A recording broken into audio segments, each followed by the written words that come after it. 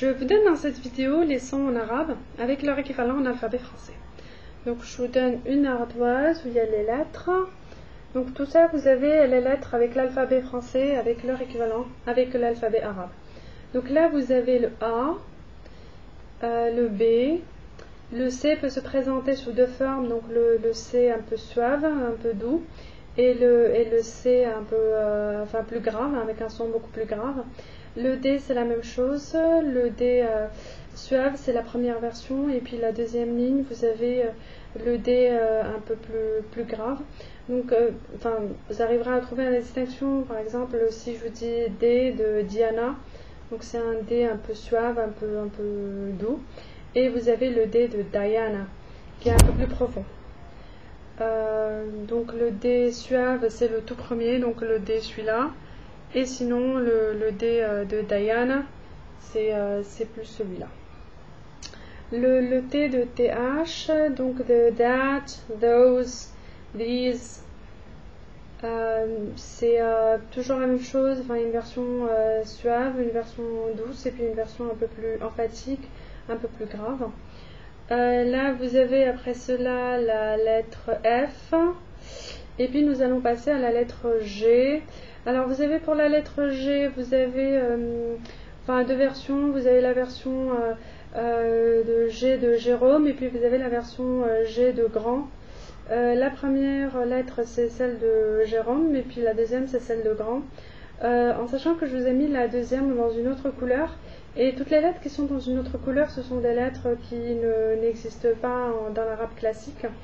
Bien évidemment, il y a une transcription des mots étrangers, mais vous ne trouverez pas des mots en arabe classique pur avec ce G-là. Après, nous allons passer au H. Donc le H, il a son équivalent en arabe. Donc le Ha. Le I a son équivalent également en arabe. Le J, pareil, c'est comme la première du G. Le K, c'est cette transcription là. Le N, la même chose. Le O, le O n'existe pas en arabe, il est plutôt transcrit en OU, et puis ça s'écrit comme cela.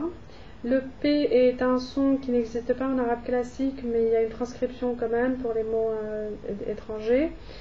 Le Q, c'est la même chose que le K. Le R, vous avez la version espagnole du R qui est la première lettre, et puis la deuxième c'est la version française, donc de rouge, et la première c'est R de Ryan ou Red. Après vous avez le S, donc on l'a déjà vu un peu plus tôt qu'avec le C, et puis le T. Le T, vous avez la version avec le T, et plus bas vous avez la version le T. Pareil, la version emphatique c'est la deuxième, et la version douce c'est la première. Le V est un son qui n'existe pas en arabe, mais il y a quand même une transcription. Le W, vous avez la transcription, et puis le Y aussi, et le Z aussi, qui est un R avec un petit point par-dessus. Vous avez également des sons qui existent en arabe et qui n'existent pas du tout en français.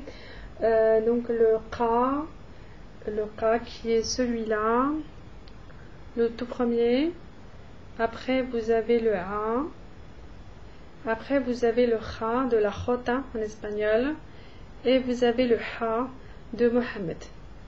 Donc voilà au niveau des sons des lettres en arabe ainsi que leur transcription en alphabet français. Il n'y a pas beaucoup de lettres que vous ne connaissez pas, il y en a 4 que vous ne connaissez pas. Le reste ce sont des sons que vous connaissez déjà, ou par le français ou par les langues étrangères que vous apprenez.